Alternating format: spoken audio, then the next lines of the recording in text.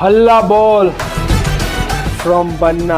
Yes it's official. Ravindra Jadeja CSK ના થાલાપતિ હવે Rajasthan Royals ના થઈ ગયા છે. સંજુ સેમસન, રવિન્દ્ર જાડેજા અને મોહમ્મદ શામી સહિત ટોટલ 7 પ્લેયરોના ટ્રેડ્સ ઓફિશિયલી અનાઉન્સ થઈ ગયા છે. ડિટેલમાં વાત કરીએ એની પહેલા આ પેજને ફોલો કરી લેજો, કારણ કે હું ક્રિકેટના આઈપીએલ ને લગતા આ જ પ્રકારના ઇન્ટરેસ્ટિંગ વિડીયોઝ રેગ્યુલરલી આપણી ગુજરાતી ભાષામાં બનાવતા હોઉં. સૌથી પહેલા સૌથી મોટા ટ્રેડની વાત કરીએ તો 16 વર્ષ બાદ રવિન્દ્ર જાડેજા પોતાની પહેલી આઈપીએલ ટ્રોફી વિનિંગ ટીમમાં પાછા આવી ગયા છે. યસ, બાપુ પાછા રોયલ બની ગયા છે. તો સામે સંજુ સેમસન પણ હવે સીએસકે ના સુપર કિંગ્સ બની ગયા છે. એટલે સંજુ સેમસન સીએસકે માં ગયા છે અને એમના બદલામાં રવિન્દ્ર જાડેજા અને સેમ કરન સીએસકે માંથી ઓફિશિયલી રાજસ્થાન રોયલ્સ માં ટ્રેડ થઈ ગયા છે. ત્યારબાદ મોહમ્મદ શામીને પણ ઓફિશિયલી લખનઉ સુપર જાયન્ટ્સની ટીમે હૈદરાબાદ પાસેથી 10 કરોડ રૂપિયામાં ખરીદી લીધા છે. આ ઉપરાંત બીજા એક ઇન્ટરેસ્ટિંગ ટ્રેડની વાત કરીએ તો નીતિશ રાણા રાજસ્થાન રોયલ્સ માંથી 4.2 કરોડ રૂપિયામાં દિલ્હી કેપિટલ્સની ટીમમાં ટ્રેડ થઈ ગયા છે. ગઈકાલના વિડીયોમાં આપણે વાત કરી હતી એમ શેરફન રધરફોર્ડ અને લોર્ડ શાર્દુલ ઠાકુર હવે આઈપીએલ 2026 માં આપણને મુંબઈ ઇન્ડિયન્સ માંથી રમતા જોવા મળવાના છે. આ બંને પ્લેયર્સને તેમની સેમ પ્રાઇસ ઉપર મુંબઈની ટીમે ટ્રેડ કરી લીધા છે. અર્જુન તેંડુલકરને પણ મુંબઈ ઇન્ડિયન્સની ટીમે સરપ્રાઇઝિંગલી લખનઉ સુપર જાયન્ટ્સ સાથે ટ્રેડ કરી લીધા છે. અને લાસ્ટલી સાઉથ આફ્રિકાના બેટ્સમેન ડોનોવેન ફરેરાને પણ રાજસ્થાન રોયલ્સની ટીમે